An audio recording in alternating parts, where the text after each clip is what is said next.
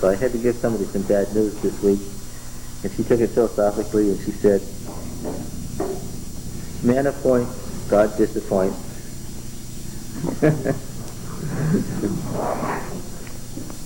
We're not in control of our destiny, so we appointed ourselves for 5 o'clock a while ago.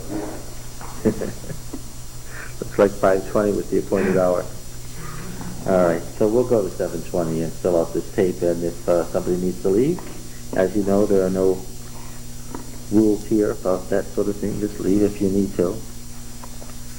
Well, beginning of our 3rd year, already to Deuteronomy. Deuteronomy won't occupy us more than a year or two. Okay? All right. Now then, welcome to those who haven't come before. This is an exegesis of the text.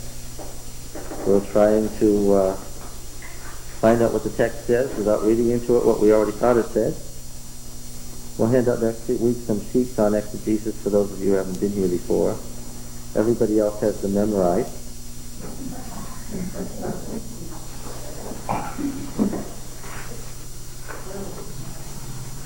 Deuteronomy 1 and verse 1 is where we're going to start. Let's pray. Heavenly Father, we thank you for the privilege of being together again. We appreciate this chance that we have to study thy word, and we ask that thy Spirit will guide us in our endeavor. In Jesus' name. Amen. Well, you've heard me say more than once that I was anxious to get to Deuteronomy. That when we got to Deuteronomy, we'd get to the beginning of the Bible, finish the preamble. This is the center of the Bible between here and 2 Kings.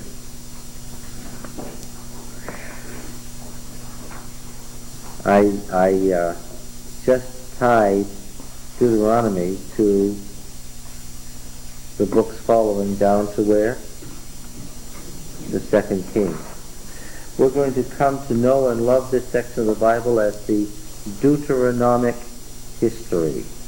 So what I'm saying right at the outset is that Deuteronomy, the 2 Kings, is a unit. We're going to find out why that's so, or if that's so. That they rise and fall together. We will find out that there's much in the Deuteronomic history that makes no sense unless you've read Deuteronomy and understood it. But not surprisingly, we're going to find out that there's a lot in Deuteronomy that doesn't make any sense unless what? Unless you know what he's going to tell you in the subsequent history. Who is he? The writer. The author. Because what is our first question? Who is the author? Now we understand when we ask the question, who is the author, that we may not be speaking of one individual at all, right? That we may be speaking of, after all, Moses here is in 1410 BC, and the fall of Jerusalem is in 586 BC. What am I saying? That's 700 years, and maybe in 700 years we have more than one author. And yet there's something that ties it all together. Okay? How are we going to find out the authorship? We found out that we had, in Genesis, we had, who was authors? Well, we had J, right? Who may have been Moses himself, and we had E. But most of all, who did we have? P, yes. Finally, the priest put it all together. But did he put it all together out of his own head? No. What did he put it all together from? From pre-existing material from all over the place. He had a vast wealth of material at his hand to put together what we now call Genesis, Exodus, Leviticus, and Numbers. He had a plan. He had a purpose. He had divisions and headings and subheadings, and knew where he was going, and he was preaching a gospel. He was pushing a program, a theological program.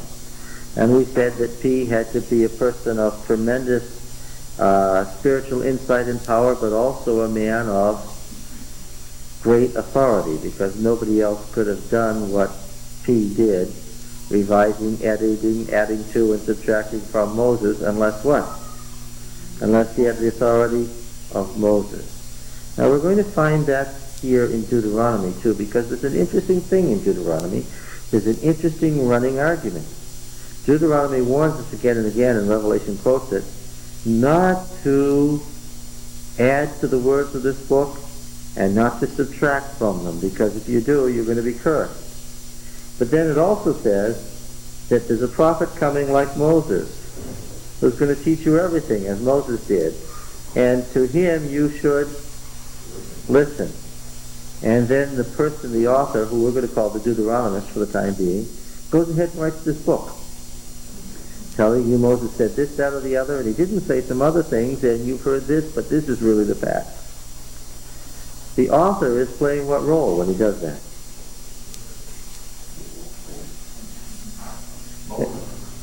And it's very interesting. He tells you, Moses said, don't add to or subtract from my word.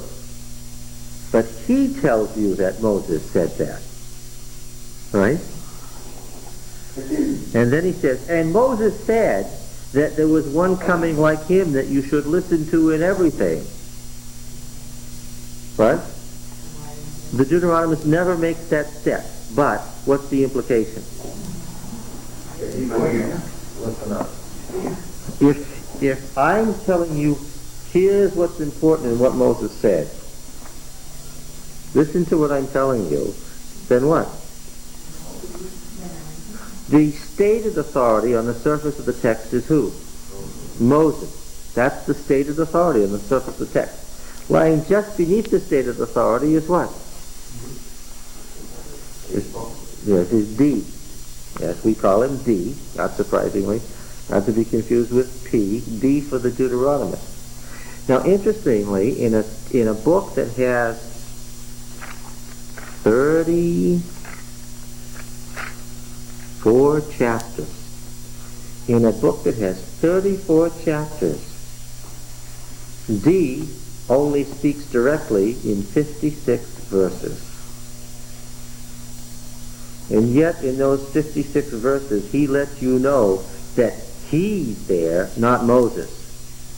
That Moses is speaking through him. Okay, now, we know that the fundamentalists coming to Deuteronomy will assume what? Without ever questioning it, will assume what? That Moses wrote it from start to finish. Well, almost to the finish. Why? Because in the last chapter, Moses is dead, and that's a little hard for Moses to deal with. And so maybe the fundamentalists would say, well, Joshua wrote the last few verses. Okay? Because the fundamentalists need the known name to tie his authority to, right? Now then, let's read some of the frame of Deuteronomy, the framing word, and then make some comments about that before we go into the text itself. One of the interesting things about Deuteronomy is that it has two total, complete, detailed, full of theology introductions. Deuteronomy 1 verse 1. These are the words. The book is known in Hebrew as Devarim, the Word. These are the words that Moses spoke to all Israel beyond the Jordan, in the wilderness, in the Arabah over against Suf, between Paran and Tophel, Laban, Hazeroth, and Jerzahab. It is 11 days' journey from Horeb by the way of Mount Seir to Kadesh Barnea. And in the 40th year, on the first day of the 11th month, Moses spoke to the people of Israel according to all that Yahweh had given him in commandment to them, after he had defeated Sihon the king of the Amorites, who lived in Heshbon, and Og the king of Bashan, who lived in Ashtaroth and in Edrei. Beyond the Jordan, in the land of Moab, Moses undertook to explain this law, saying, now, just as we found out when we got to the genealogies, that the genealogies were exceedingly exceedingly important and full of theology. At this point we know that there's no, if they wrote it, it was because they thought it was important, right? It was expensive, time-consuming, and very difficult to write anything. Every word was chosen carefully, with great thought. You thought out what you were going to say before you said it. You didn't back up and say, let me erase that and start over. They weren't walking around with the little mic in their hands, right? If it's there, it's intentional. If it's there, it's important. If it's there, it's theological. I said there was a lot of the theology of the Deuteronomist in the introduction. Okay? What on earth could be so theologically important that in fact he's joining the battle with some other theologies in the opening verses? What could it be? Well, we have to know something about what the battle was about before we can say what was going on there. Where's the other introduction? Let's first look at that before we do anything else. Where is it? It is 444. Exiguous, you stupid monk. What? I told you before that exiguous was the man who sat down and took the trouble to divide the medieval manuscripts into chapters. And remember what we said about Genesis 1 and 2? That at the first break, he missed it, right? Genesis 2 verse 4 is the beginning of the second creation story, and exiguous missed it. Well, he missed it here too. Okay?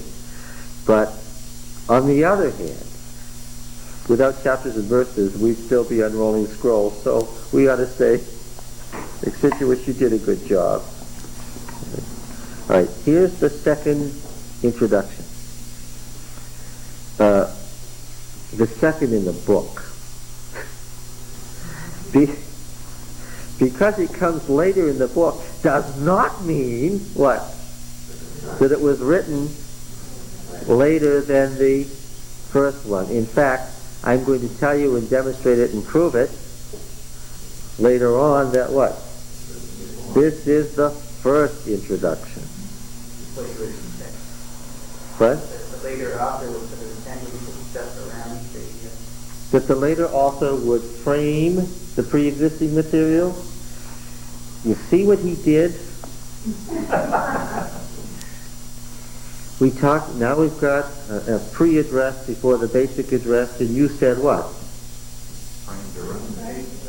He introduced a later author. He introduced D2. Something you would expect an engineering type to do.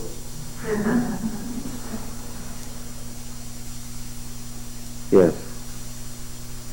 Modern scholarship agrees with you, though, for reasons that we'll talk about later. Now let's read this introduction.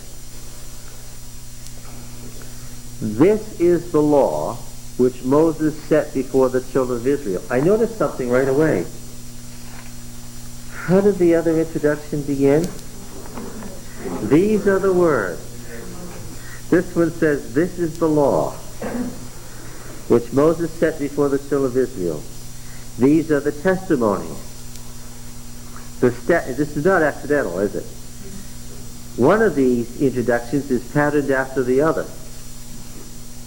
These are the testimonies, the statutes, and the ordinances. Now you know enough to know that words like testimony, statutes, and ordinances are probably technical terms that mean something different one from another. If it's there and there's a distinction, it's intentional, right? We've got to find out what's the difference between a testimony, a statute, and an ordinance, which Moses spoke to the children of Israel when they came out of Egypt, beyond the Jordan, in the valley opposite Beth Peor, in the land of Sihon, the king of the Amorites, who lived at Heshbon, whom Moses and the children of Israel defeated when they came out of Egypt. And they took possession of his land and the land of Og, the king of Bashan, the two kings of the Amorites who lived to the east of the Jordan. Same information, differently stated. Both introductions are worried about the two kings in east of the Jordan. The two kings of the Amorites who lived to the east of the Jordan, from Aroer, which is on the edge of the valley of the Arnon, as far as Mount Sirion, that is Hermon,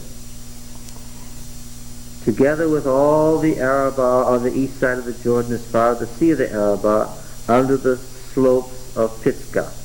And Moses summoned all Israel and said to them. Okay?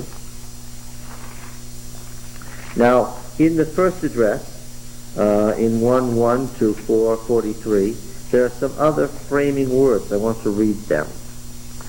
Chapter 2 and verse 10.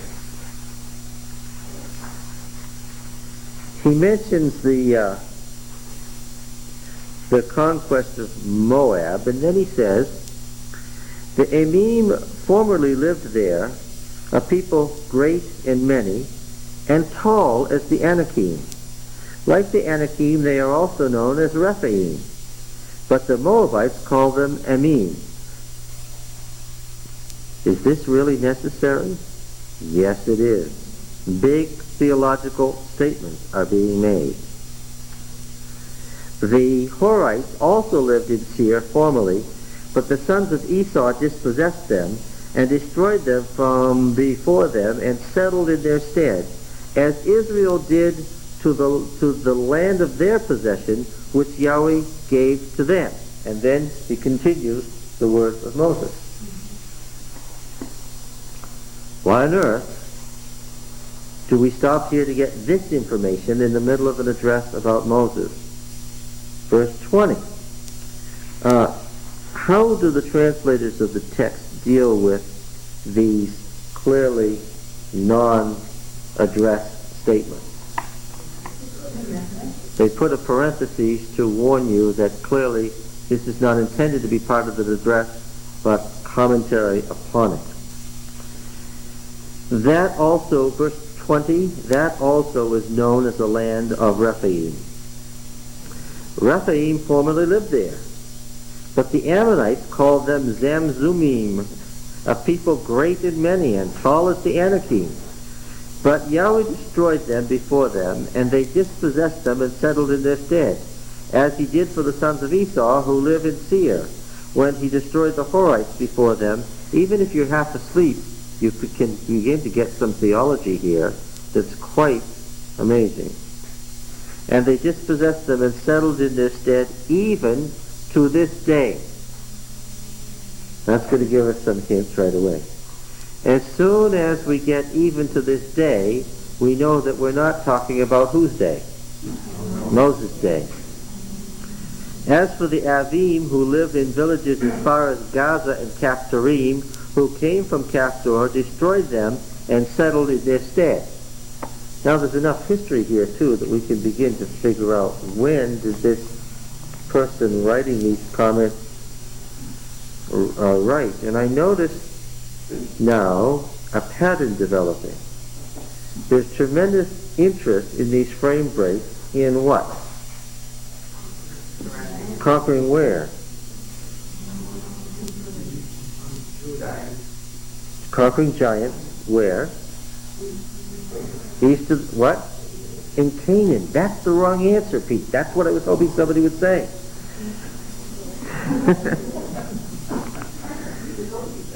Yes. The point is that in the introduction and in the frame breaks here, there's tremendous interest in what went on where? Outside the covenant land. What Israel and others at God's will did to certain people outside the covenant land. I wonder why he's so interested in outside the covenant land. But aren't these the countries that you referred to once before as kind of big other covenant nations? Other covenant areas, yes. But now, you have to do an interesting thing here, Richard. You have to say to yourself, I know what exegesis is, but I don't know anything about all that theology I already learned from P. Why? We have to dispossess ourselves of everything that J, E, and P have already told us. Why? You can't make an assumption that what the Yahwist, the Elohist, or the priestly writer said theologically, this person agrees with. Yeah. All right, now,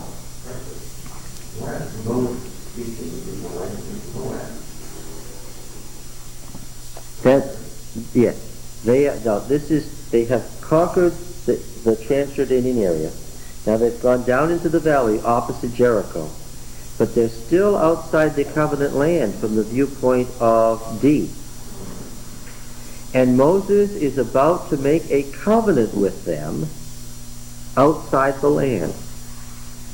This is going to be very important. This is going to be the center of a lot of what's going on. There's a covenant being made outside the covenant land. Well, sure, we knew that already. Where was it made? At Sinai. Well, that's where it was made in D. But we're going to find out what? The covenant that counts in Deuteronomy wasn't made at Sinai. In fact, he doesn't like the name Sinai anyway. He uses Mount Horeb. What does Horeb mean anyway? It means the dry place, the desolate place, the wilderness, the mount of the wilderness. He's already told us that it's 11 days journey from Horeb by way of Mount Seir to get to the district that we're in. The covenant we're going to be concerned about here is not a covenant that was made at Sinai. It's a covenant made with all of us who are alive here this day. And how many of the folks at Sinai are there? Caleb and Joshua. Moses is not counted among those who make this covenant, because the covenant is to possess the land. And we're going to find out, as we read the content, that Moses specifically is singled out as one who what? Is not going to partake of this covenant. All right. Now then, let's see, how far did we get here on reading? We read chapter 2, the frames. Let's read chapter 3, verse 9. Moses has just mentioned Mount Hermon. And I say Moses in quotes. In verse 9, he tells us that the Sidonians call Hermon Sirion. The Amorites, however, call it Senir. Certainly seems to be somebody who's interested in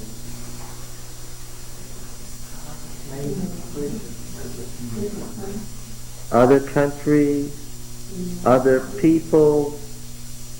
Does he have a national or an international view? Does God lead just Israel, or does he lead the nation? Well, what did he say back here in the midst of this covenant made solely with Israel? He said in chapter 2 and verse 21, a people great and many as tall as the Anakim, but Yahweh destroyed them before them, and they dispossessed them and settled in their stead. The Ammonites dispossessed the giants by whose doing? Yahweh destroyed the giants before the Ammonites so that the Ammonites could possess that land. In the midst of a covenant with Israel, that Israel is God's own special possession, he tells us what? The nations surrounding live there because not God. That has totally different connotations, doesn't it? Yahweh. Who is Yahweh? The covenant Lord. The covenant-making God. The covenant name of God. All right. Now then, let's read 3:11. For only Og the king of Bashan was left of the remnant of the Rephaim. Behold, his bedstead was the bedstead of iron. Is it not in Rabbah, the capital, the great place of the Ammonites? Now you remember Rabbah was conquered by David in the matter of the murder of Bathsheba's husband, Uriah the Hittite. 9 cubits was its length, and 4 cubits its breadth, according to the common cubit. Yeah, and a 13.5 foot there. He's one of the Rephaim, the descendants of the. Well, we've got to find out, what is this all about? Why are these giants a theological issue? And now verse 13.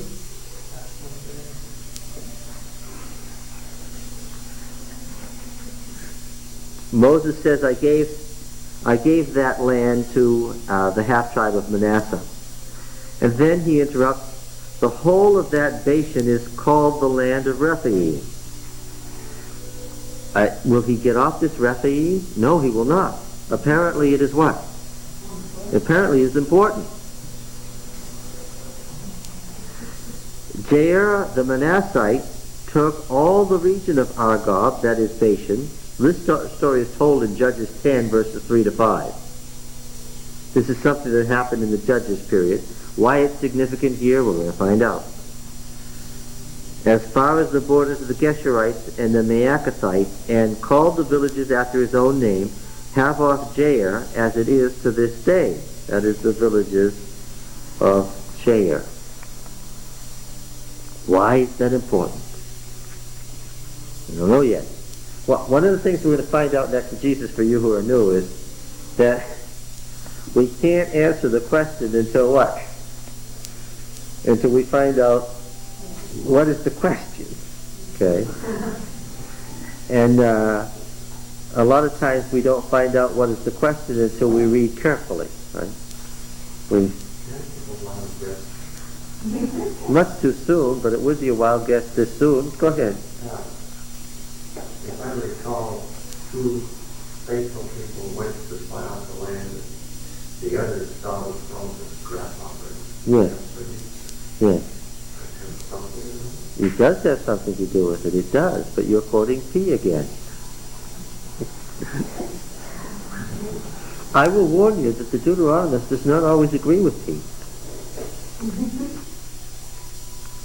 And what am I going to say about the Deuteronomist? If I said P had to be somebody of tremendous authority to put Genesis, Exodus, Leviticus, and Numbers in its current form, what am I going to say about D, who openly at times says, no, what P said isn't correct? Oh, yeah. Yes. Okay. Now, chapter, let's see, how far have we gotten here?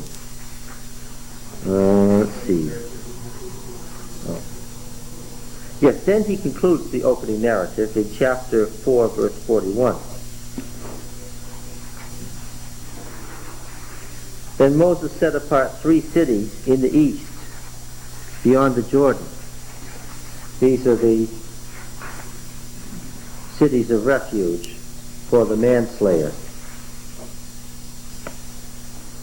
But now, again, I'm interested. How many cities of refuge am I going to find if I read further? I'm going to find 6. How many? 3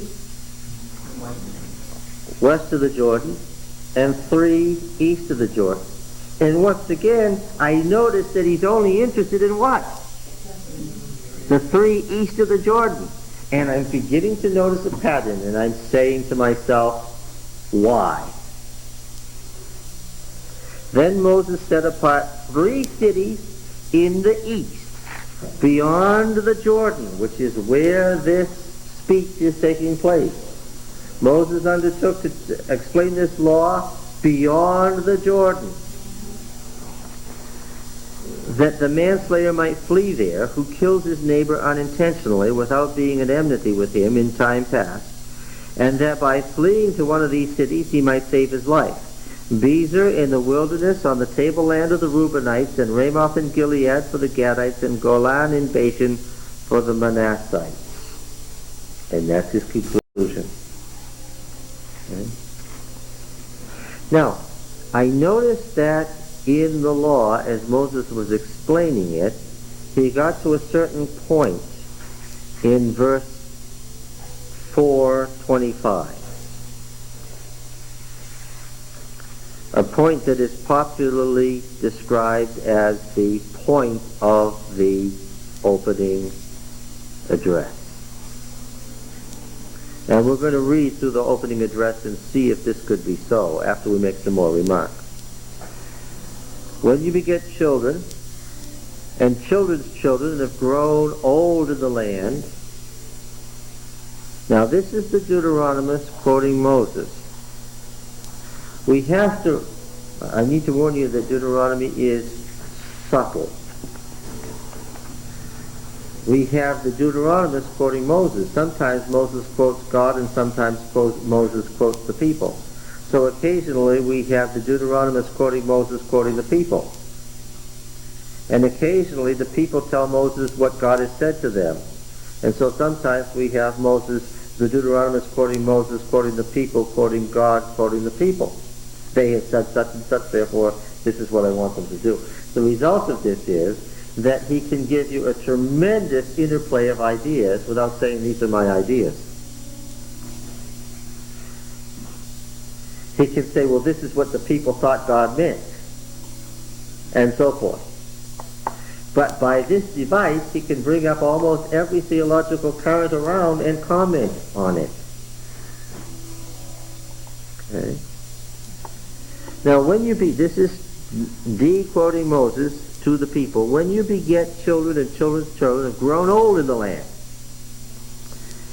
if you act corruptly by making a graven image in the form of anything, and by doing what is evil in the sight of Yahweh your God so as to provoke him to anger, I call heaven and earth to witness against you this day. And we're going to talk about structure of covenant and heaven and earth as witnesses and where that comes from.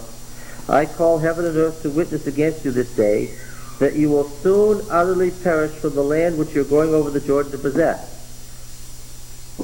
You will not live long upon it, but will be utterly destroyed. And Yahweh will scatter you among the people, and you will be left few in number among the nations where Yahweh will drive you. And there you will serve gods of wood and stone, the work of men's hands, that neither see nor hear nor eat nor smell. But from there you will seek Yahweh your God. Notice this. From there you will seek Yahweh your God, and you will find him if you search after him with all your heart and with all your soul. You will seek him, and you will find him in this land that is not the covenant land beyond the Jordan, if you seek after him with all your heart and with all your soul. When you are in tribulation, and all these things come upon you in the latter days. Sometimes he forgets to say it. When you are in tribulation, when this does happen, it was cast as an if. When you are in tribulation and all these things come upon you in the latter days, you will return to Yahweh your God and obey his voice. For Yahweh your God is a merciful God. He will not fail you or destroy you or forget the covenant with your fathers which he swore to them. And I'm beginning to catch it now that Deuteronomist is interested in what? Are these the people that were going to destroy the Israelites? Well, one thing I know in the opening address. What? Talking about a covenant. I was talking about a covenant.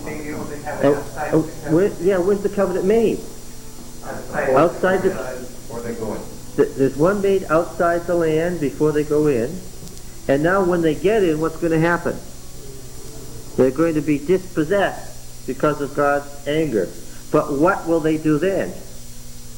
They'll seek the Lord with all their heart and soul, and what? And they'll make another covenant outside the land.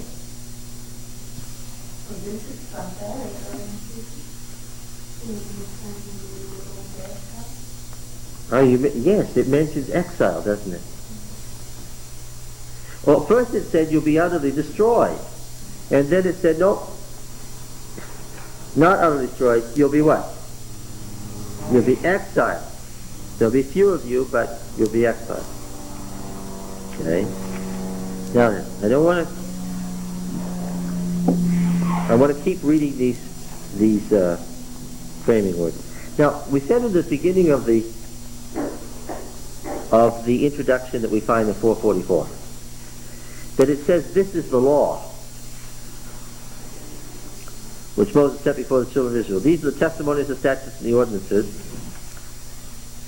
5:1, and Moses summoned all Israel, and he said to them, quote, "Hear, O Israel, the statutes and the ordinances which I speak in your hearing this day, and you shall learn them and be careful to do them. Yahweh your God made a covenant with us in Horeb. Not with our fathers did Yahweh make this covenant, but with us, who are all of us here alive this day." This is going to be a standard refrain in D. The covenant wasn't made with the fathers. In P, where's the important covenant? The Sinai. But in D, Yahweh didn't make a covenant with the fathers. He made it with what? Us who are here this day. Now, the Deuteronomist is being very interesting. He's saying that Moses said to that generation that went into the covenant land, you're the ones who are making the covenant, not with the fathers at Horeb. Okay? You descendants bear the relationship to the fathers. That who bears the relationship to the people who made this covenant? He set up an implied relationship. There's the fathers at Horeb and us who are alive here this day, Moses says. But you must remember that it's not just Moses speaking, it's what? It's the Deuteronomist speaking to what? To his generation, who bear what relationship? They are to the generation who made the covenant in Moab, as the generation in Moab was to the fathers at Horeb. So he's saying to Moses, Yahweh didn't make a covenant with those people in Moab. He's making a covenant with what? You who are alive this day. Now in his framing devices, he's mentioned this day already several times. What question do I have now? When is this day? Where is he? Well, one of the things I noticed in the opening address was that his preoccupation was what? Outside the land, beyond the Jordan, what God does for people outside the covenant land. This gives me a hint. What? Just after the exile? Well, so far I have a hint. Let's keep reading. Now, by the way, it's not surprising, is it, that after this introduction, these are the testimonies and the ordinances, and what follows immediately? Yes. Yahweh spoke with you face to face at the mountain, out of the midst of the fire, while I stood between Yahweh and you at that time to declare to you the word of Yahweh, for you were afraid because of the fire and did not go up into the mountain. He said. Now what do we have here? Now we have D quoting Moses, quoting God. All right. He said. So the beginning of Deuteronomy as we have it here, immediately after the introduction, what's the first thing you get? What comes immediately after the introduction? Yeah, that'd be a good idea. Immediately after the introduction, what comes first? The Ten Commandments, as they exist in D. which is not identical with the P retention of the Ten Commandments, right? As they exist in D. Not identical with the Ten Commandments as, well, after all, in P, how many Ten Commandments did we find? I mean actual word-for-word quote. We found 3. No 2 of which agreed, but we rely on the opening one, which was Exodus 20. Now, okay. So, first comes the law, then comes the rest of the law given through Moses, right? And Moses' discussion of the meaning of the law, the spiritual meaning of the law. All right? 5:4, isn't that alluding to Moses when you're 5:4. Yahweh spoke with you face to face on the mountain, on the midst of the fire, while I stood between Yahweh and you at that time to declare to you the word of Yahweh, for you were afraid because of the fire. You did not go up to the mountain, he said. In Deuteronomy, listen carefully, in Deuteronomy, the people do not hear the Ten Commandments from God.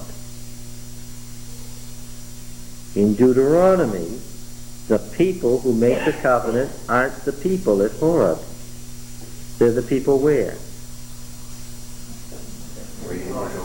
In Moab, outside the land. And how do they hear the law? Moses says, this is what he said. How many of his hearers were present at Sinai as the book casts it? None. Well, Caleb and Joshua are going to be treated as a special case, and they're described in Deuteronomy, and we're going to find out how they are treated. They're theological people in Deuteronomy too. All right? Now then. So the opening then of Deuteronomy, as we have it in the second address, is Moses' recitation of the Ten Commandments and his description of the meaning of the law, the spiritual meaning of the law.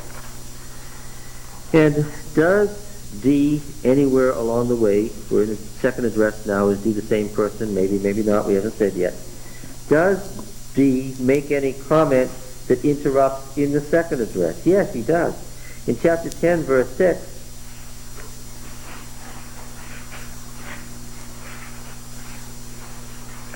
well, read verse 5. Then I turned back and came down from the mountain and put the tables in the ark which I had made, and there they are, as Yahweh commanded me. And then we have this odd statement. The people of Israel journeyed from Beeroth Ben-Jaakin to Mosera. There Aaron died, and there he was buried. And his son Eleazar ministered as priest in his stead. From there they journeyed to Gudgoda, and from Gudgoda to Jotbatha, a land with brooks and water. Okay. At that time Yahweh set apart the tribe of Levi to carry the Ark of the Covenant of Yahweh to stand. None of this has anything to do with what Moses was talking about apparently. To stand before Yahweh, to minister to him, and to bless his name to this day. Therefore Levi has no portion or inheritance with his brothers. Yahweh is his inheritance, as Yahweh your God said to him. What is that about? That's very important, and we're going to see how it becomes important later on. Okay? Then beginning in chapter 12, we have the Deuteronomic Law Code. Chapters 12 through 26 are the Deuteronomic Code. Well, we had originally the Covenant Code that began in Exodus 24, the original Old Ancient Covenant Code. Then we had the Holiness Code in Leviticus 17 to 26. And then we had many, many complicated additions found throughout the book of Numbers. And here's another one, a whole other code, quite different from all the others. Another covenant code? Yes. Deuteronomy 12 through 27, actually through 28. We're going to go through here and look at this in great detail.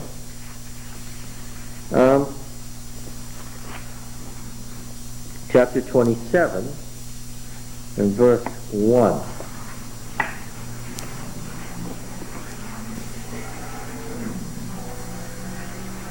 Now Moses and the elders of Israel commanded the people, saying, Again, just in case you've forgotten, it's all third person. He said. It's no first person, I said. That's Moses speaking, but there's frames around it. Okay? And in verse 9, and Moses and the Levitical priests said to all Israel, quote,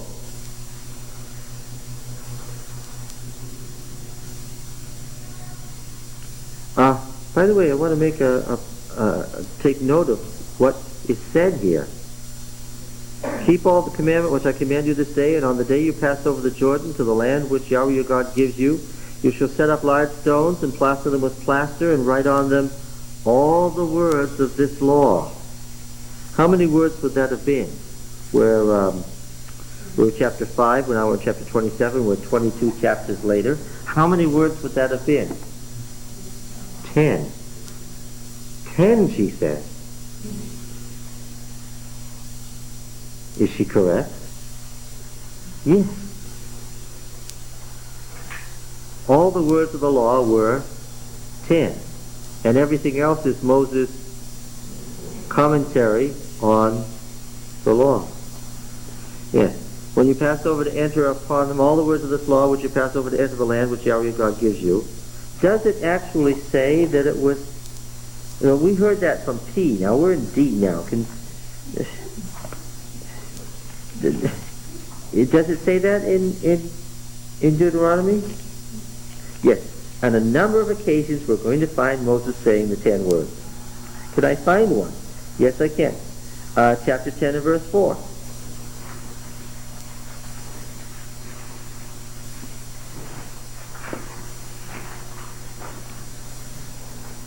And he wrote on the table, as at the first writing, the 10 what? The 10 words. What'd you say? What is your... does it have a footnote? Yes. Oh, Devarim. What was the 1-1?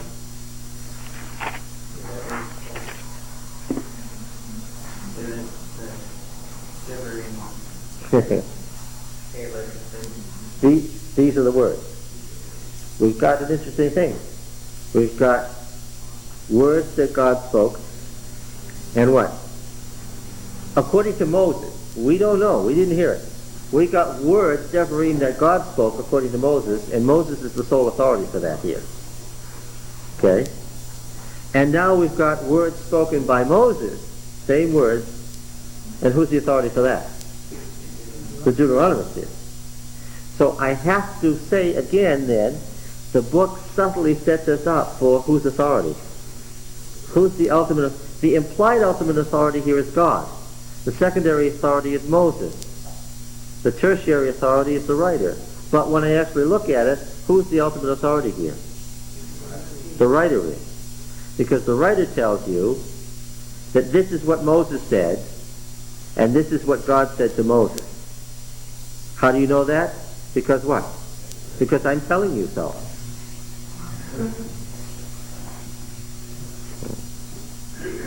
Who do you think this is who has the nerve to write like this?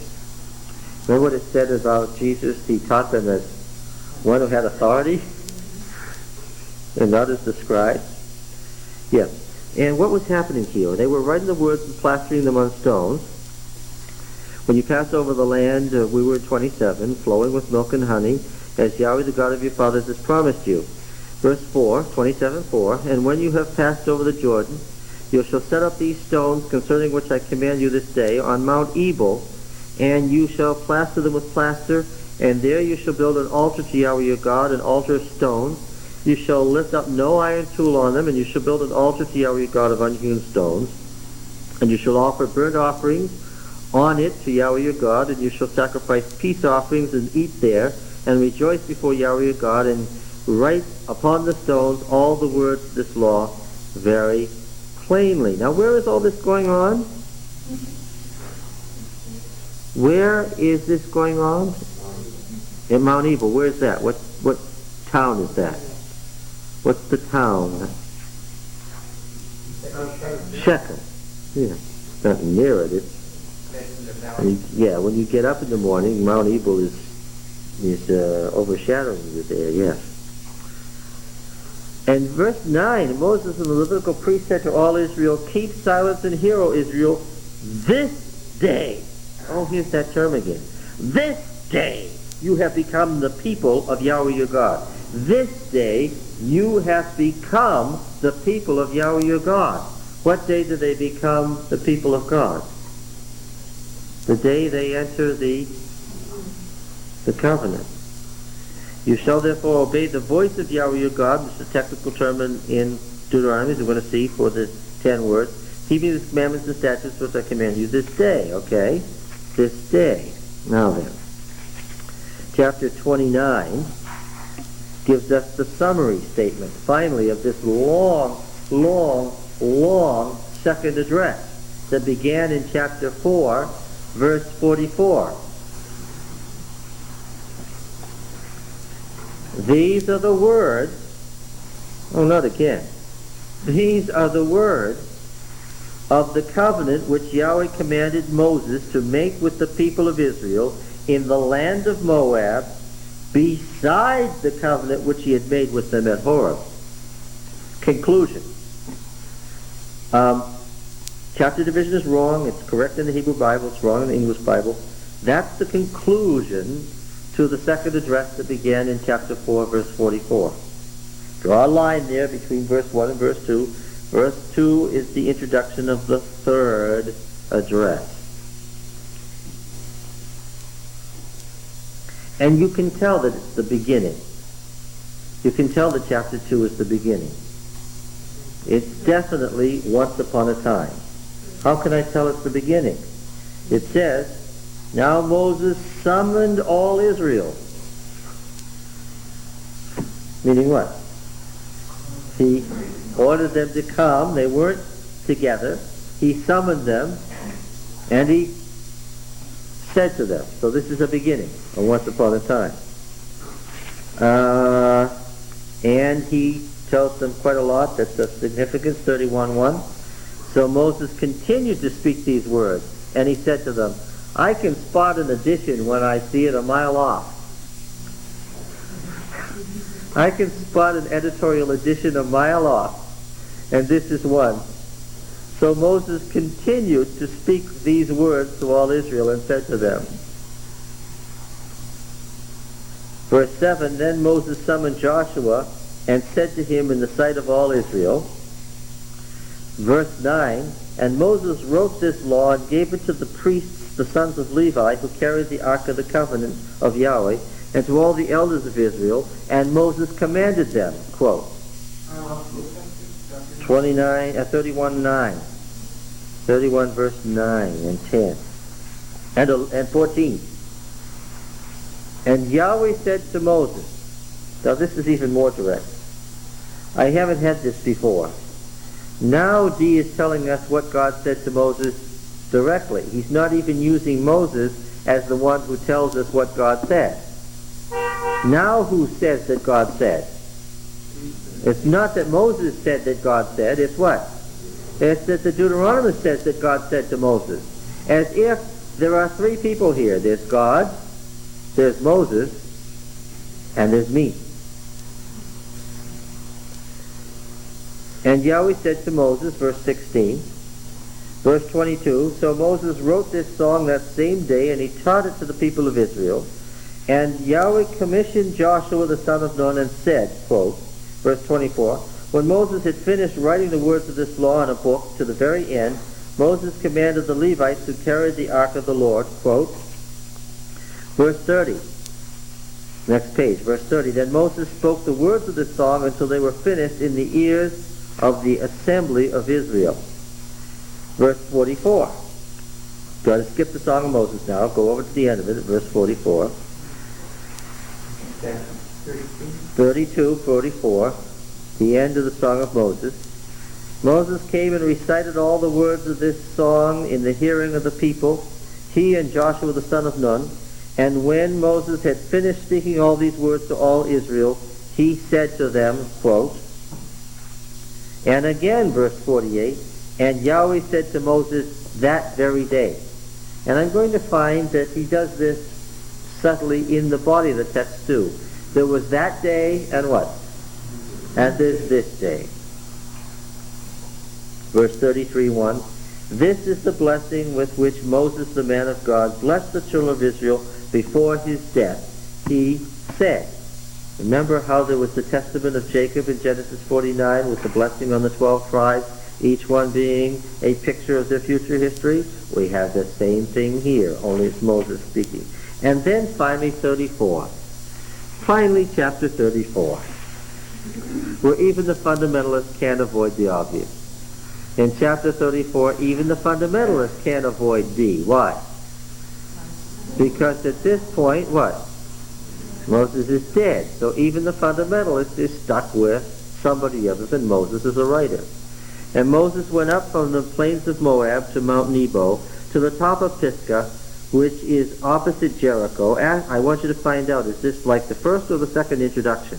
And Yahweh showed him all the land, Gilead as far as Dan, all Naphtali, the land of Ephraim and Manasseh, all the land of Judah as far as the western sea. As soon as I say there's Ephraim and Manasseh and there's Judah, am I near Moses' time or far off? As far as the western sea, the Negev and the plains, that is the valley of Jericho, the city of palm trees, as far as Zoar. And Yahweh said to him, this is the land which I swore to Abraham, to Isaac, and to Jacob. I will give it to your descendants. I have let you see it with your eyes, but you shall not go over there. So Moses, the servant of Yahweh, died in the land of Moab, according to the word of Yahweh, and he buried him in the valley in the land of Moab, opposite Beth Peor, but no man knows of the place of his burial to this day. Moses was 120 years old when he died. His eye was not dim, nor his natural force abated. And the people of Israel wept for Moses in the plains of Moab 30 days. Then the days of weeping and mourning for Moses were ended. And Joshua the son of Nun was full of the spirit of wisdom, for Moses had laid his hands upon him. So the people of Israel obeyed him, and did as Yahweh had commanded Moses. And there has not arisen a prophet since in Israel like Moses. Okay? Now, first of all, it's the prophetic role of Moses that this person's interested in. Right at the centerpiece of the Deuteronomic Code, we're going to find a prophet like Moses. There has not arisen a prophet since in Israel like Moses. Moses is made to say, a prophet like me will arise. And here's the same phrase, a prophet like Moses. This is not accidental. There has not arisen a prophet since in Israel like Moses, whom Yahweh knew face to face. I could say that the Deuteronomist is lying here because what? He himself knows Yahweh face to face. None like him for all the... I heard Elijah's name there. None like him for all the signs. You notice a similarity to Elijah? Yeah, you should have. He's none like him for all the signs and wonders which Yahweh sent him to do in the land of Egypt, to Pharaoh and to all his servants and to all his land, and for all the mighty power and all the great and terrible deeds which Moses wrought in the sight of all Israel. Oh, and I will say that there's no question that Elijah did what?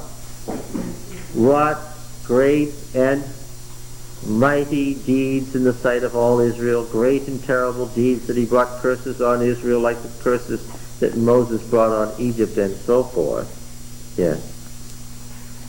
And this business about nobody has arisen like him from that day to now. Was he counting Joshua as being like Moses? He's saying that no one was like Moses since Joshua was? Or it's very interesting that he wants you to know that Joshua was full of the Spirit because he had inherited from Moses, saying what? He sets up just in case you missed it, a sequence of Spirit-filled people, just so you don't think that the Spirit ceased with Moses. there's a line, and it passed to Joshua, and it wouldn't surprise me if the Deuteronomists thought what? That he was in the line. I wonder if I can find that out by reading Deuteronomy. I bet I can. Otherwise, why would he have written it? Yeah. And Elijah to Elisha, the same kind of transfer. Exactly. Yeah. Indeed, we are going to find that the transfer from Elijah to Elisha is modeled on the transfer from Moses to Joshua. None of these things are by accident. Yes, the Deuteronomic history. Now, he's going to do the same thing when he comes to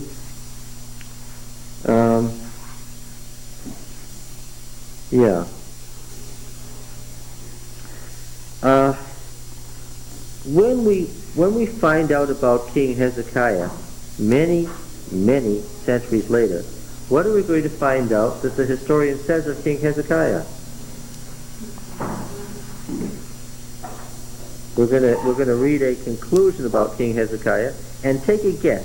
What do you think he says about Hezekiah? Just take a guess.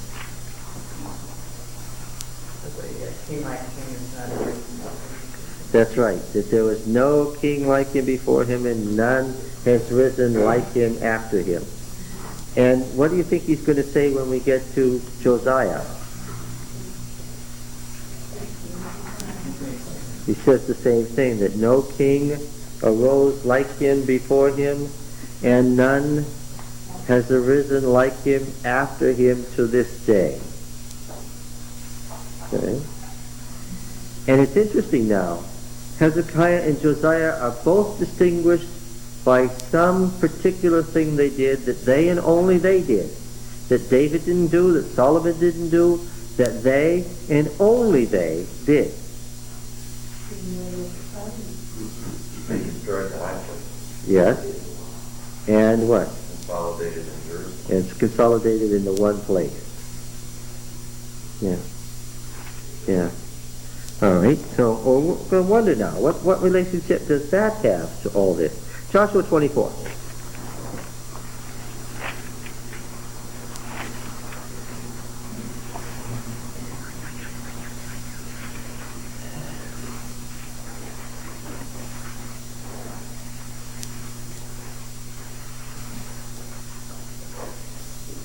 Now in P, it was the office of judge that we were interested in. In D, it's the prophetic role of Moses. Then Joshua gathered all the tribes of Israel to Shechem and summoned the elders, the heads, the judges, and the officers of Israel, and they presented themselves before El. And Joshua said to the people, "Thus says Yahweh, the God of Israel." Where are they? Where did Joshua summon them? To Shechem. What was the site of covenant making in the covenant land in Deuteronomy?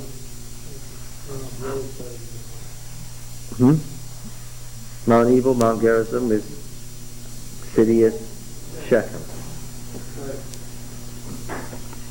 That's on the west border? Yes, it's right in the heart of the hill country of Ephraim, in the northern kingdom. You see, when Joshua did this, he was doing something that he really ought to have done, because Moses said something about Shechem and doing something at Shechem that's contained in Deuteronomy 31, verse 9.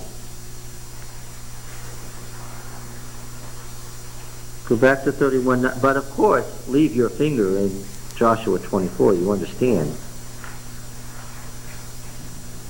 And Moses wrote this law and gave it to the priests, the sons of Levi, who carried the ark of the covenant of Yahweh, and to all the elders of Israel. And Moses commanded them, at the end of every 7 years, at the set time of the year of release. How often did the year of release come in P? Every 50 years. How often does it come in D? Every 7 years. Is that the only place, or am I just guessing that, assuming that from what it says here?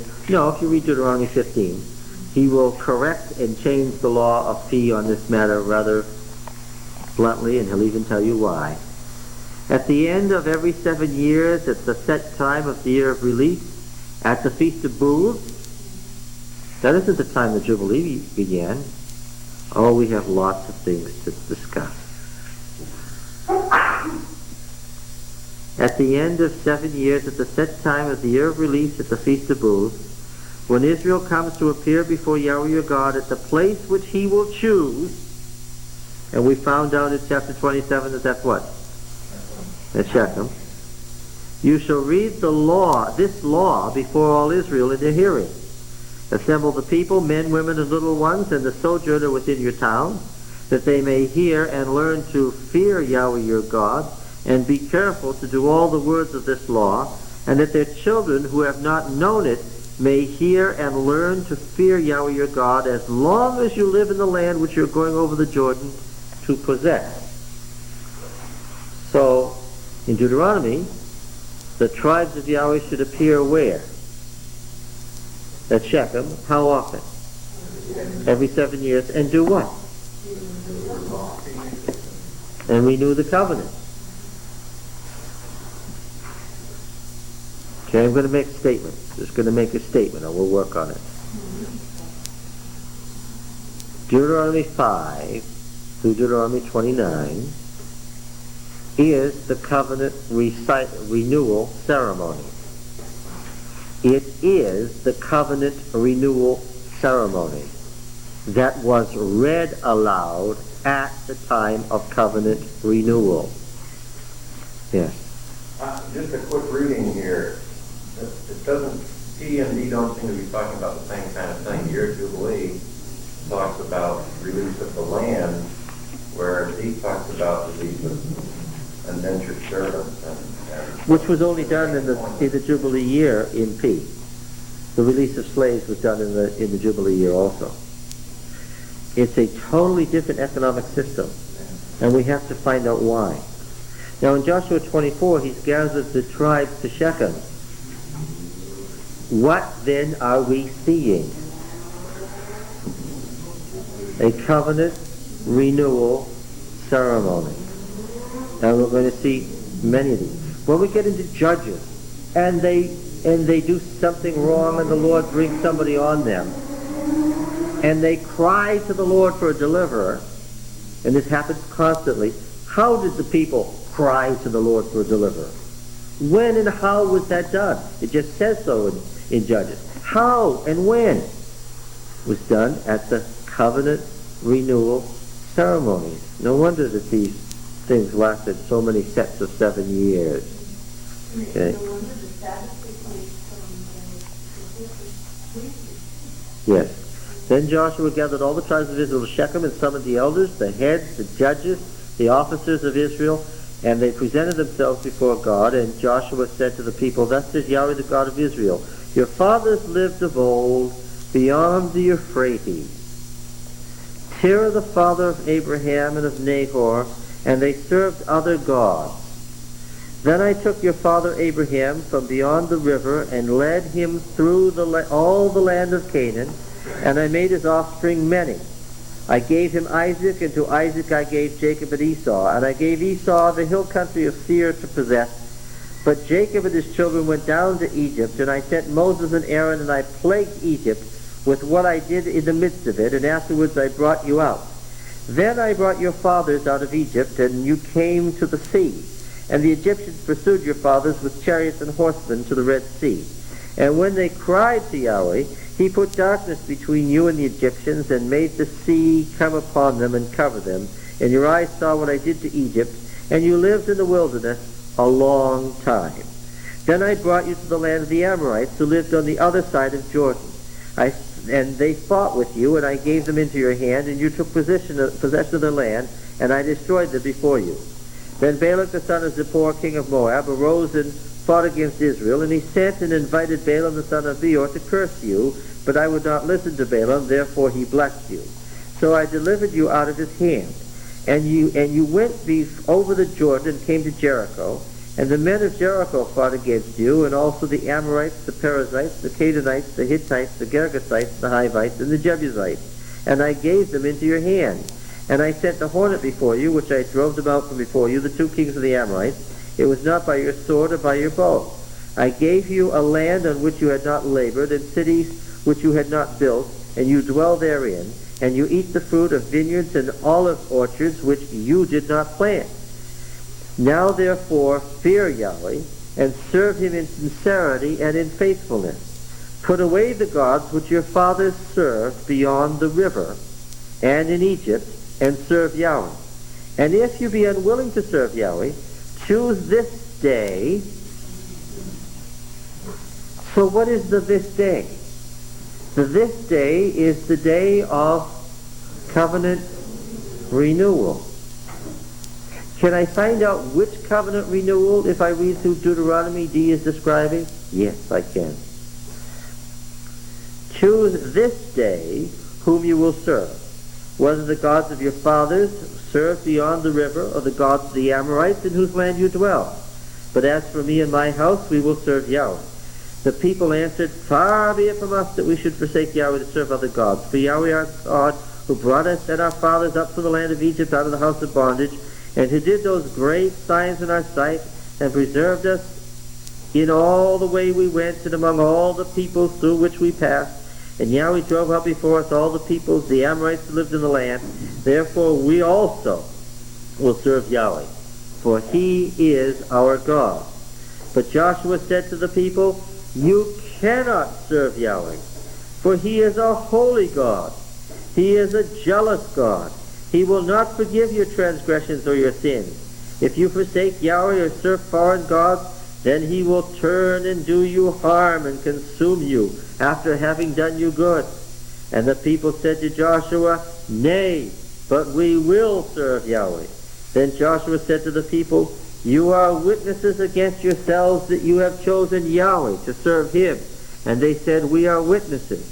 He said, Then put away foreign gods which are among you, and incline your heart to serve Yahweh, the God of Israel. By the way, all of this language here, as you will soon recognize, is distinctly Deuteronomic. This is the language of Deuteronomy, and it is so unusual in its verbal style and its syntax that you will begin to recognize it as Deuteronomic language and separate it out from the historical tales immediately. Okay. Yahweh our God we will serve, and his voice we will obey. The technical term for the 10 words in Deuteronomy. So Joshua made a covenant with the people that day. And always when you're reading these stuff, that day is being compared to this day. And that day and this day are parallel, because what day are they? They're the day of covenant renewal. Okay? And made statutes and ordinances for them in Shechem. And Joshua wrote these words in the book of the law of God. Now we're going to note, when we get to these covenant renewal ceremonies, we have statutes and ordinances being added. When we find in D stuff that doesn't apply to the time of Moses, what are we going to say? Does that shock us? No. Why? Joshua wrote these words in the book of the law of God, and he took a great stone and set it up there under the oak in the sanctuary of Yahweh. Remember the oak in the sanctuary at Shechem in Abraham's time? Didn't make much sense then. It's going to be the site of the covenant league in the future. And Joshua said to all the people, Behold, this stone shall be a witness against us, for it has heard all these words. We're going to find out. What's this business about stones hearing words, and what did it mean in the ancient world? Yahweh, which he spoke to us, therefore it shall be a witness against you, lest you deal falsely with your God. So Joshua sent the people away, every man to his inheritance. This is the oath of Mammon. No, that was a different place. This is the oak at Shechem. Minor point. King James used blood rather than the river. Why did they do that? Because it's the word for the overflowing of a river. Like the Johnstown flood. Now we have this pattern going all the way through Judges. They make They make a covenant. They don't keep the covenant. God brings the covenant curses on them. They cry to the Lord at the moment of covenant renewal, and what? And God raises up someone like Moses to save them. All right. Judges chapter 2.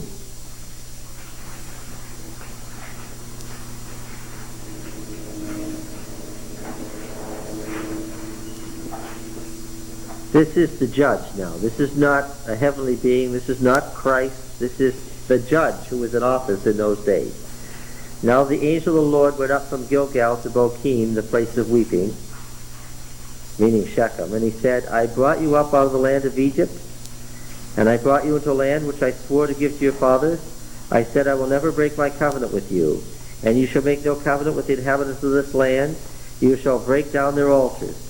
But you have not obeyed my command. What is this you have done? So now I say, I will not drive them out before you, but they shall become adversaries to you, and their gods shall be a snare to you. And when the messenger of the covenant spoke these words to all the people of Israel, the people lifted up their voices and wept. And they called to the name of that place Weeping, and they sacrificed there to Yahweh. And as you read on, it's a covenant renewal ceremony. And now let's read 1 Samuel. Is it 1 Samuel 8?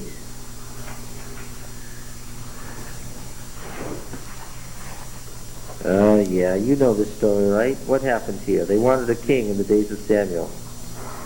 And Samuel warns about kingship and monarchy in words that are clearly Deuteronomic. And then what happened in 1 Samuel 12? Remember this story? We've read this more than once.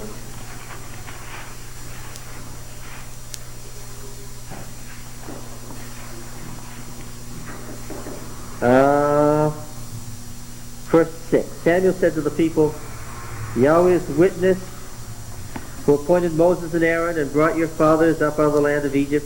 Now therefore stand still, that I might plead with you before Yahweh concerning all the saving deeds of Yahweh, which he performed for you and for your fathers. When Jacob went into Egypt, the Egyptians oppressed them. There's a pattern here. I hope you've noticed the pattern. What's the pattern? How do they start on this?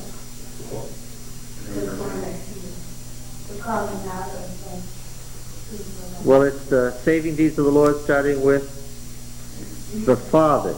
The recital is what Jonas Wright called the Magnalia Dei, the magnification of God in his saving acts to the Father.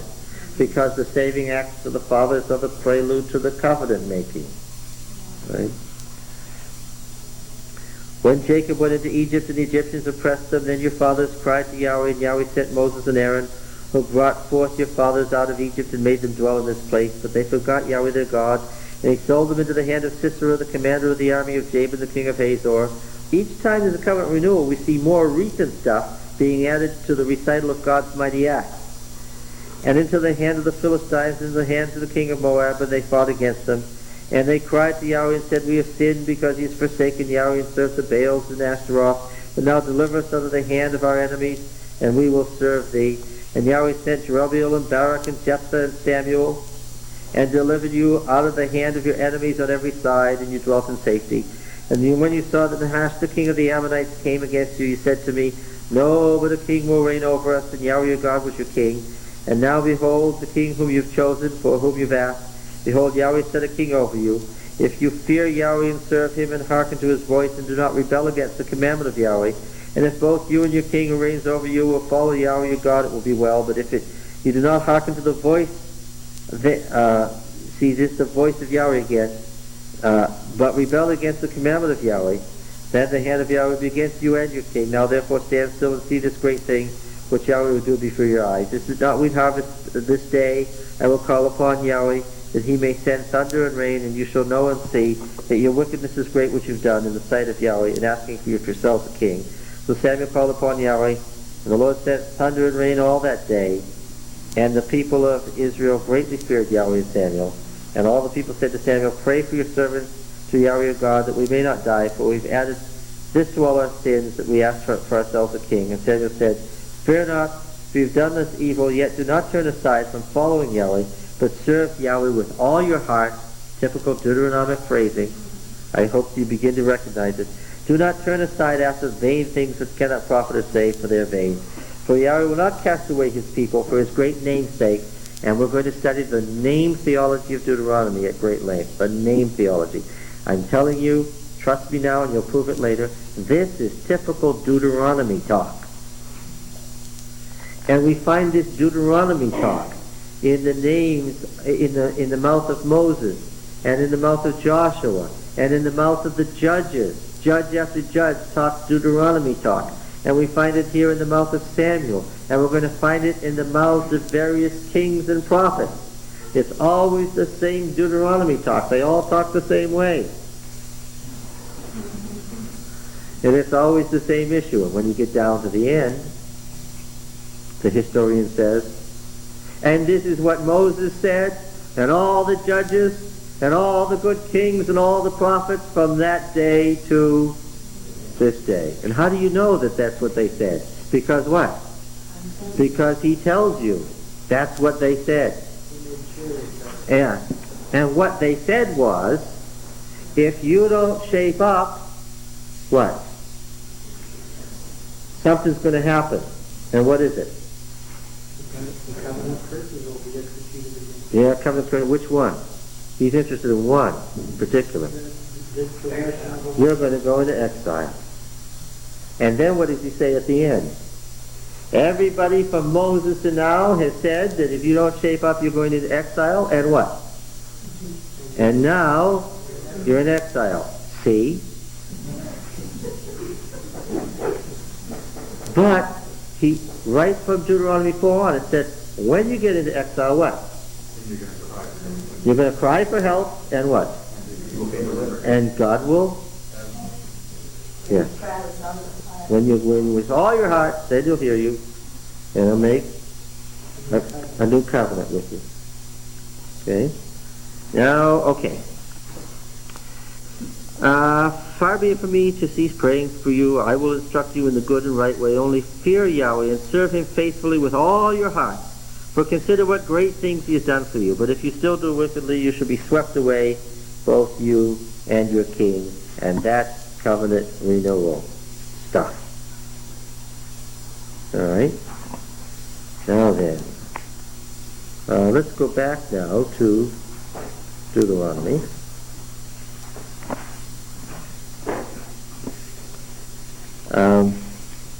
Now that we let's just read a little bit about that promise a little more in Deuteronomy 29, where we have the blessings and the curses.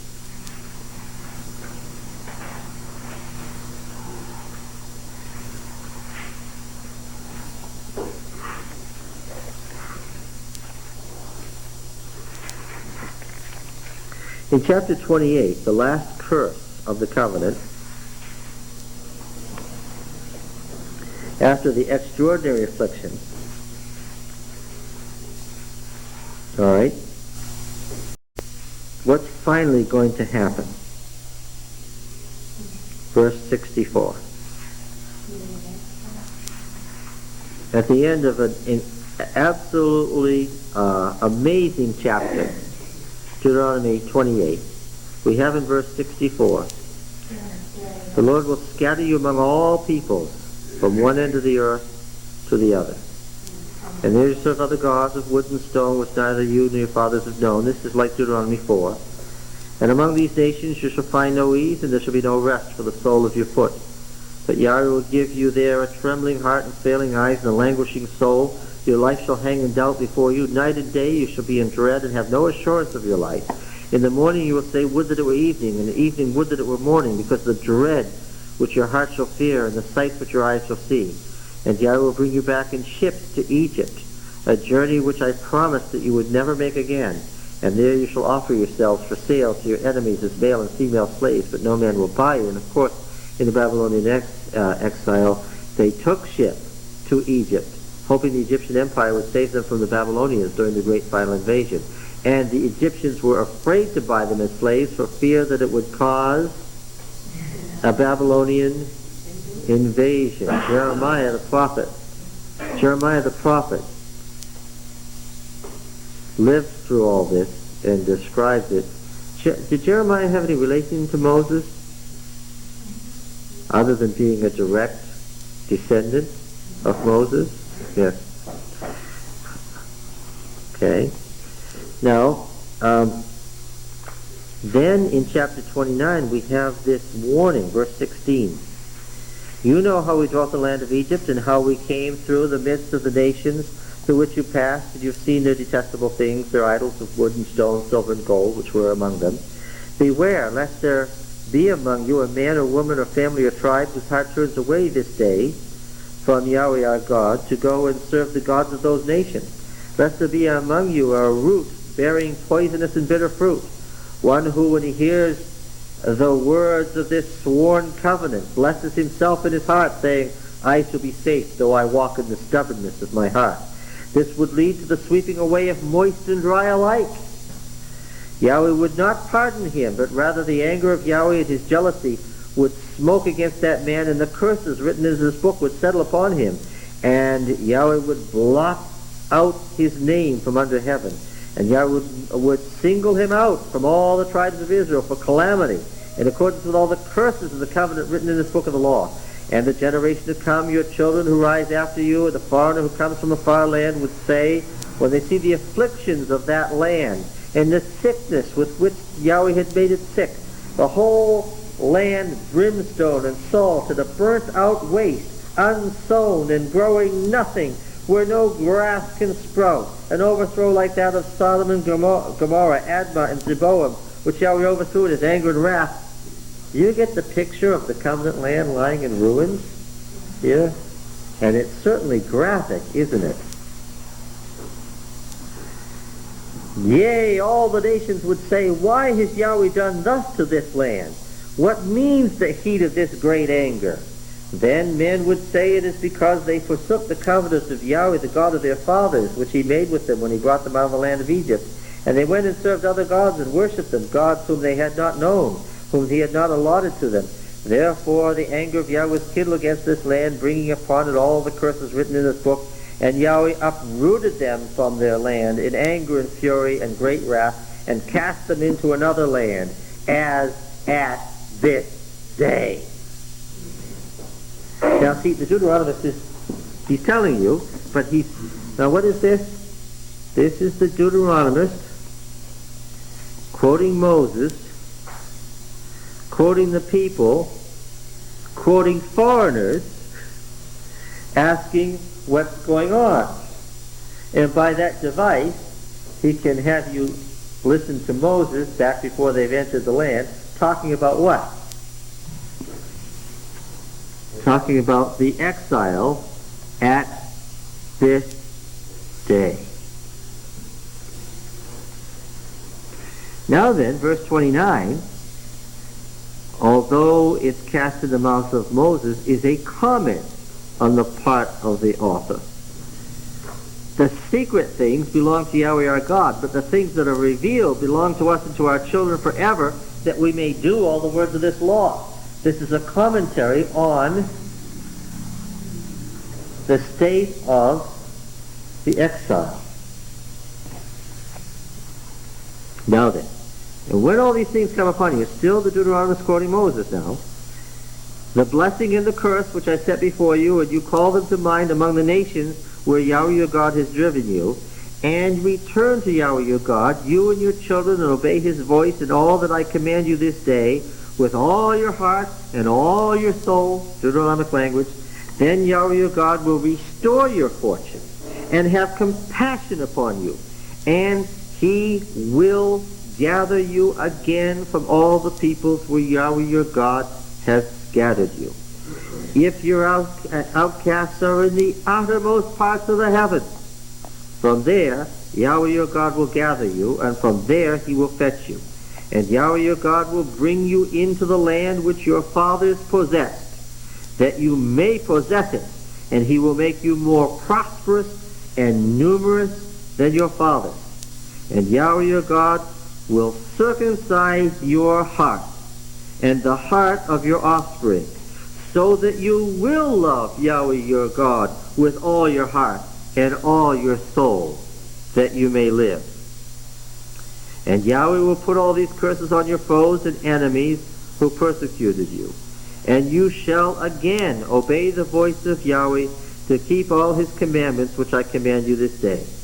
Yahweh your God will make you abundantly prosperous in the work of your hand, in the fruit of your body, the fruit of your cattle, the fruit of your ground. And Yahweh will again take delight in prospering you as he took delight in your fathers, if you obey the voice of Yahweh your God, to keep his commandments and his statutes which are written in this book of the law, and turn to Yahweh your God with all your heart and all your soul. And this word again is the same word for new. And so, this is generally translated the what? The new covenant. Yeah. Okay? So what's Deuteronomy about then? It's a call to what? To a new, well, the very idea of renewal is a new covenant. Okay? All right, now, let's go back to the beginning, as some of that said. This is where the new covenant idea comes from. When Jeremiah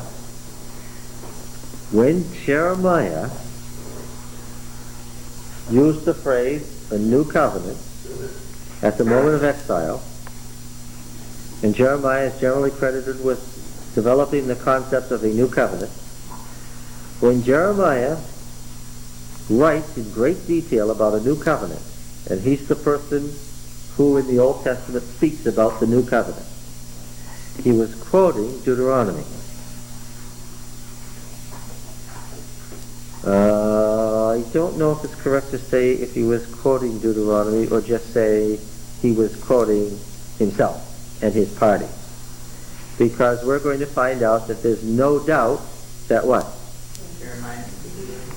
Jeremiah, among others, we can't say solely, but among others is D. When they speak of a new covenant, it's because that covenant is over. And so when the New Testament quotes New Covenant at great length and quotes Jeremiah, what? The idea of a new covenant. Jesus said, "This is my blood which I shed for you in the new covenant." Yeah. Well, the New Testament quotes this at great length. New Testament being the Shakespearean form of what? New covenant. Yes, because what characterizes the new covenant is that God circumcises the heart, making it possible for them to obey the voice of the Lord. Did you catch that? It's a covenant of grace where God works on the heart, making it possible for the covenant stipulations to be met. Did you catch it there as I was reading? Verse 6. This is what's new in the new covenant. Okay? What's new in the new covenant? I will ask that many times. What's new in the new covenant? It ain't the law. Right? It isn't the law. It's the same 10 words. Well, I think we got that right. And that Adventism is correct as opposed to other Christian religions. It's not the law that's new in the new covenant. It's what? And Yahweh your God will circumcise your heart and the heart of your offspring, so that you will love Yahweh your God with all your heart and all your soul, that you may live. Okay? So what is the Deuteronomist telling people who have lost all hope to do? Yes. And his model for this covenant outside the land, that you can take the land again, is what? The covenant that Moses made with the new Israel. Not the covenant at Sinai, but the covenant with new Israel outside the land. That is his model. Okay? So now the Deuteronomist is being tricky. Who's Moses' audience in Deuteronomy? Well, it's the tribes of Israel and Moab. Except that the tribes of Israel and Moab aren't alive when the Deuteronomist is writing. Who is his intended audience? Yes. Who are all alive at this day. And he takes the old pattern of covenant renewal and the ancient retained stuff from Moses, because remember, you people who are new, get this. Just because the Deuteronomist says Moses said it down in the 6th century, is that where it begins? No. That's the tricky thing about authorship. Does the author in the ancient world originate the idea? Every time they entered the covenant, it was what? It was a new covenant. And now he's expanding the theological idea of what constitutes a new covenant. Alright?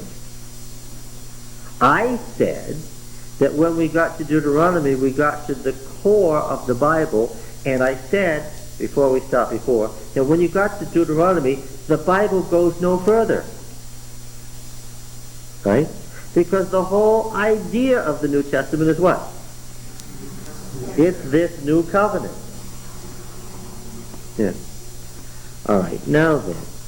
Comments, questions before we turn back to the beginning? Yeah, but what is the real difference between the old system and the new system? Because we're not just talking about a covenant, we're talking about a system of relationships. Yeah. And in the old one, it's relationships through the priest and ceremony and sacrifice, and in the new system, it's God directly with the individual, dealing one-on-one as he dealt with Moses and Elijah and the rest of them. God writes on the heart of each man, rather than through an external system. So, and this is what Jesus talks about, right? Do you remember that Moses and Aaron... Old Testament, huh? Yeah, this is the Old Testament, right. Yes? Do you remember? Well, don't go like that. Do you remember that we studied at great length that there were these two priestly houses in Israel? And we kept looking at text until you all sick of looking at it. There was the house of Aaron, right? And there was the house of Moses. And the Aaronite priesthood eventually got control of the temple. Right? Because the Mushite priesthood supported Adonijah, because Adonijah intended to be a king in the old covenant league style, an elected king that could be thrown out if he didn't do good. But Solomon intended to be what? An emperor in the Canaanite eternal kingship model, and he won. And Abiathar, my father is Yether, my father is Jethro, remember? The priesthood of Moses was dispossessed and sent off to his ancestral land at Anathoth, there to live in permanent exile and never to return to the Jerusalem temple. Remember that? And then the priests, the sons of Zadok, the descendant of Aaron, were in sole control of the temple thereafter. Remember all that? And how the Aaronite house eventually triumphed in the control of the temple in Jerusalem. But the Mushites hadn't had their last say yet. Right? Because when the temple was restored, the family of Moses came roaring back, saying what? We told you that Moses made a covenant that said. Now, if P, the work of P, is par excellence the fully developed system of covenant from Aaron, the sanctuary, the temple, the great massive stuff in Exodus, Leviticus, and Numbers, D is what? D is the family of Moses' answer.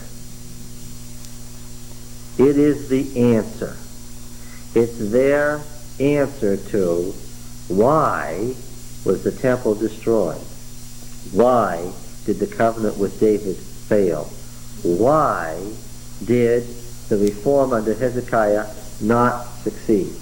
This is Moses, all right, because this was a real live argument between the family of Moses and the family of Aaron. It wasn't a minor argument. It was a major argument. We're going to find that the priesthood of Aaron got control of Judah.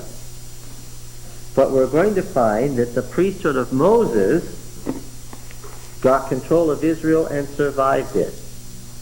And guess what? Eventually got control of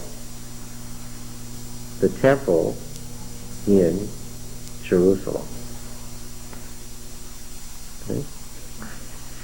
Now then, Annas and Caiaphas were Aaron. they were Zadokites. They were Aaron's descendants. That's right. All the more pointed their treatment of Jesus than of the Messiah. This argument goes on into the New Testament, and we're going to see how later. The answer lies ahead.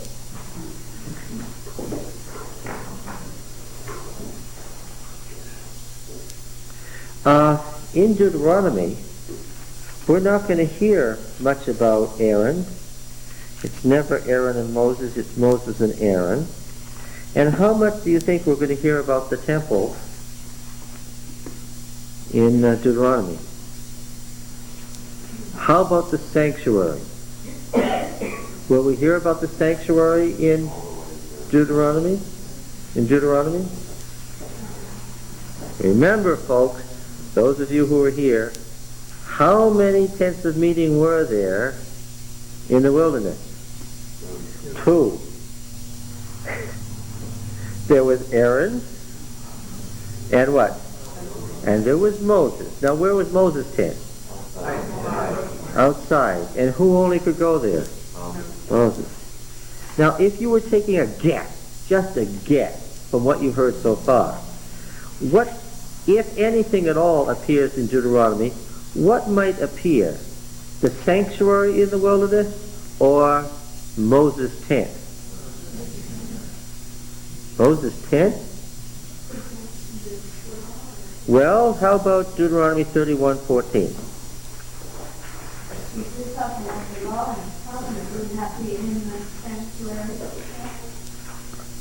Good question. Did you hear what Clennell said? If we're talking about the law and the covenant, wouldn't that be in the sanctuary? Good, Clennell, good. That's wrong. Thank you. You're speaking in behalf of whom? P and Aaron. Thank you. But we aren't in P and Aaron now. We're what? We're in D and Moses. And so Yahweh said to Moses, behold, the days approach when you must die. Call Joshua and present yourselves in the tent of meeting that I may commission him. And Moses and Joshua went out and presented themselves in the tent of meeting. And the Lord appeared in the tent in a pillar of cloud. We read this and we know right away what this is. That when the pillar of cloud comes down by the door, everybody has to go stand by their door because what? This is while Moses talks in the tent, remember? In the pillar of cloud, and the pillar of cloud stood by the door of the tent. And Yahweh said to Moses, you're about to sleep with your fathers, and so forth. Now we found, remember, what was that man's name? Jael? No, Sisera. Remember when that Canaanite general from Hazor, Jabin king of Hazor's commander-in-chief, he fled, right? And he went to a sanctuary because the law of sanctuary applies in the ancient world, right? If somebody's going to kill you, what do? Get to the nearest temple, because what? When you get inside the temple, nobody can kill you. And they found there the priestess, right? And this priestess was a descendant of Moses. And what was the temple like that she was a priestess of? It was a tent. And the law of sanctuary didn't work for him, remember? Because what did she do? Yeah, she gave him some milk to put him to sleep, and then she drove a stake of the tent through his head. Now, no, I won't say it this time. I know. Now, we're going to find that wherever we have the family of Aaron, there is a what? There is a temple. And wherever we find the family of Moses, there is a what? There is a tent shrine. Okay? Yes. Is there a lot of these things? Lot. We're going to go looking for all of them.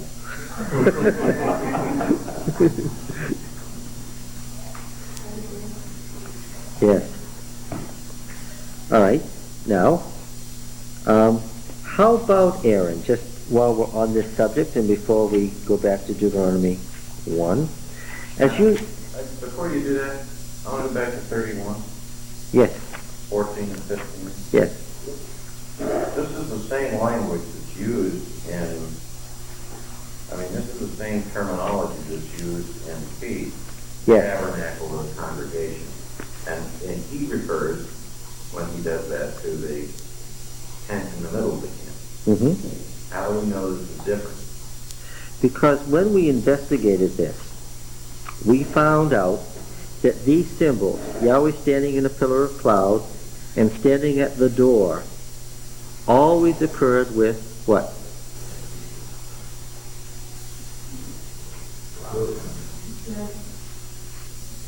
Always occurred with the tent of meeting.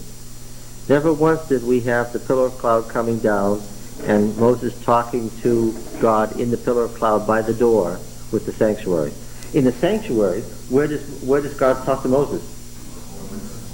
Above the mercy seat. Yeah. Okay. Yeah. Does Aaron appear at all in the narrative, do you think? By the way, has anybody actually had a chance to read Deuteronomy yet?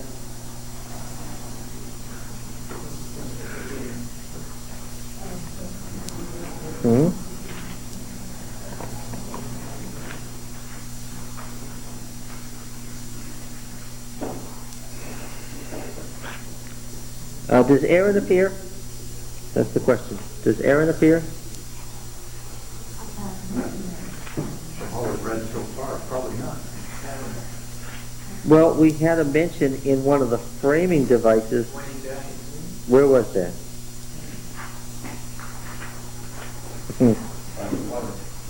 What? Now that you know a little bit more about the Deuteronomist, the mention of Aaron's death might have some significance. Okay, so I'll say one thing. Find Aaron, find the golden calf if you can. You think it's in here? Where?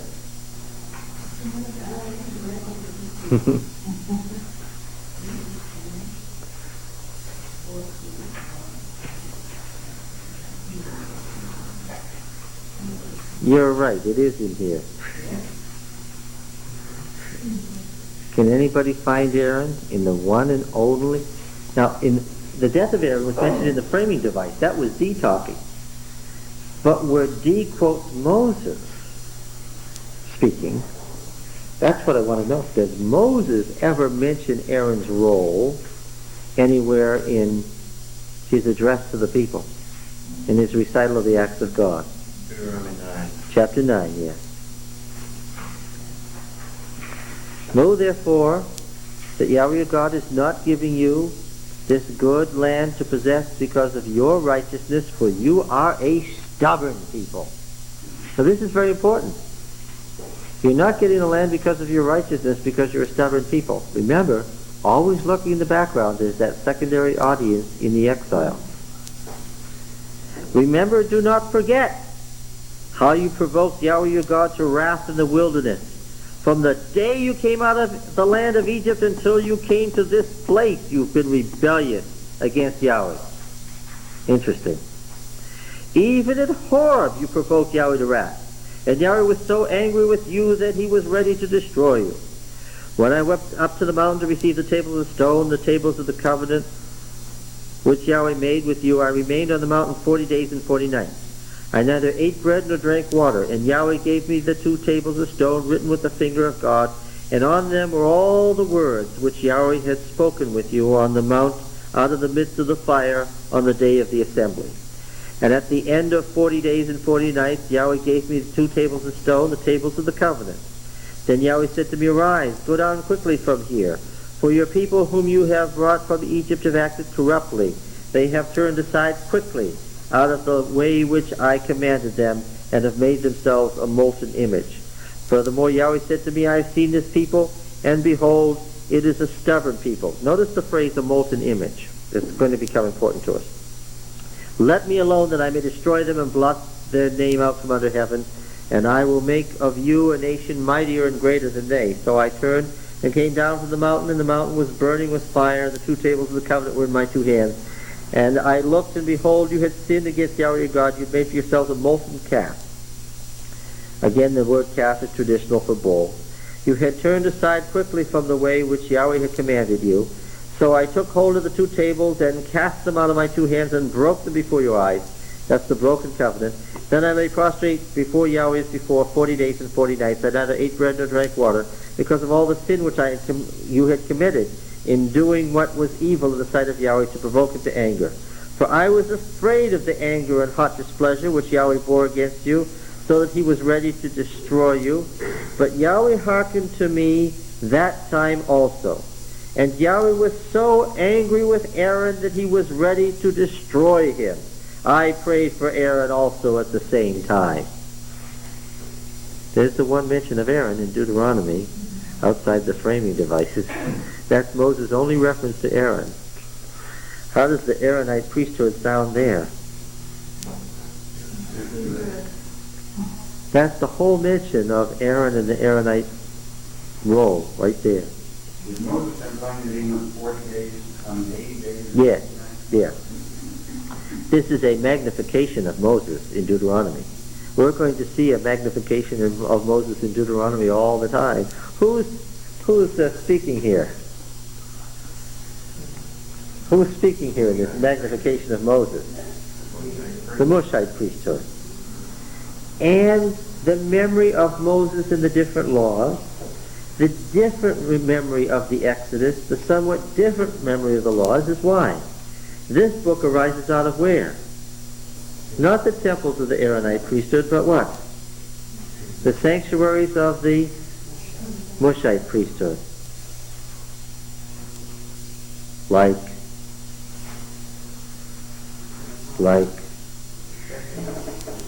Bethel, before they were dispossessed by the Aaronites.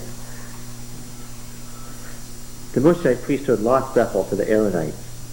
And what was it at Bethel? A molten image of a bull, remember? Yes. Like Shiloh? Like the child that the Shiloh Moshite priesthood was destroyed for their wickedness, but they adopted somebody before they were destroyed. Samuel, who was speaking for Moses. Yeah. Yeah. Right, so there it is. And, yeah. And we're going to find out, if we're talking about the magnification of Moses, wasn't Moses prevented from going into the covenant land because he was wicked and acted wickedly?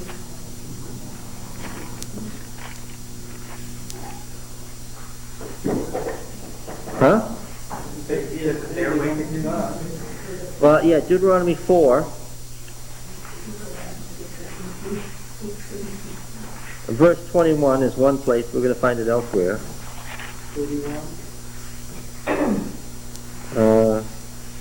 Oh yes, we better start at Deuteronomy 3:23.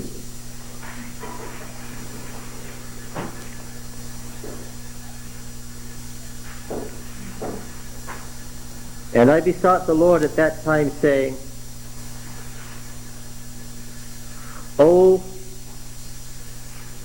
Yahweh Elohim, thou hast only begun to show thy servant thy greatness and thy mighty hand. For what God is there in heaven or on earth who can do such works and mighty acts as thine? Let me go over, I pray, and see the good land beyond the Jordan, that goodly hill country in Lebanon. But Yahweh was angry with me on your account, and would not hearken to me. And Yahweh said to me, let it suffice you.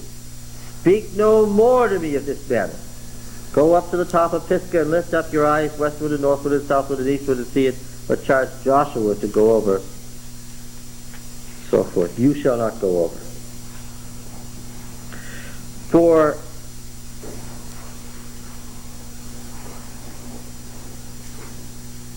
'21,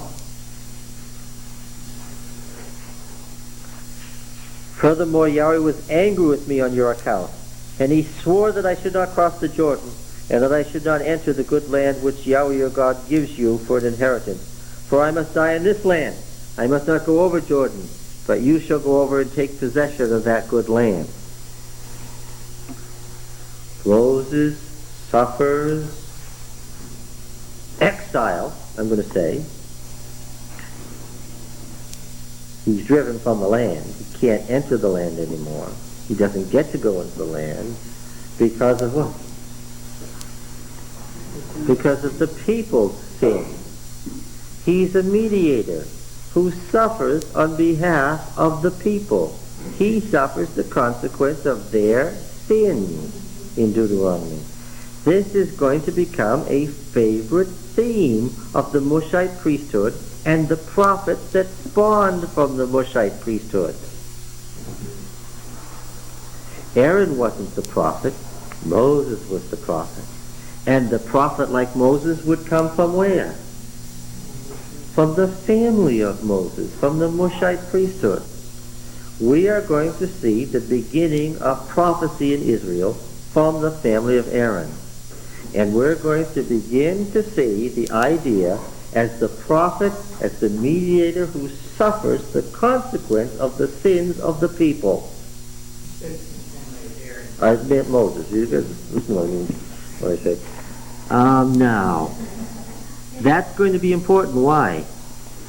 Once we begin to get somebody suffering for the sins of somebody else, what? We're on our way to, to the suffering servant. Right? We're on our way to Christianity. All right? Now then. So, does Moses strike the rock and lose his temper and so forth in Deuteronomy? Oh no. The word in Judges, for those whom God raised up, is what? They cried to the Lord, and he appointed for them a Savior. Right? It says so. That's what it says. And it says it several times. They cried to the Lord, and he appointed for them a Savior. Moses turns over his authority to what? Joshua, which means what? Jesus, yes. Which means what? Savior. Is it by accident that Deuteronomy is the most oft-quoted book in the New Testament? No, of course not. Why? Because in the New Testament, the new covenant is made through Jesus, and Jesus is the successor of Moses. Well, Yes, as well as David, so we'll solve everybody's problem. bring the two lines Yes. together again from Yes. the separation of Samuel, right? Yes, that's right. They go their way, and in Jesus they come back together. Yes, we separate the priesthood and the prophecy and the charismatic functions from the king. The king is political. And these images are brought back together in Jesus. Certainly the rabbis understood in the first century what Christianity was doing. Right? They were not very pleased. I mean, they might have been pleased if it had been somebody other than Jesus. All right? So, I'm almost ready to start reading Deuteronomy 1:1, but 2 hours have passed. Yeah. Also, by taking the kingship, the Messiah, then he brings back the establishment of before they got over the Jordan of the nations too. By him becoming king, doesn't that connect the nation? We want to talk about the role of kingship in Deuteronomy. Who is and isn't king and why? I have a question. If the charismatic function was separated from the kinghood as Samuel or as Saul, why do David and Solomon and other kings down the way show it or possess it? It's a good question. And the instant we get to 2 Samuel 7, we'll discuss it. All right. Good, good. Opening session, good. What do you have to do now? Read Deuteronomy. Read Deuteronomy. How much of it? All of it. Yes. All right. See you next week.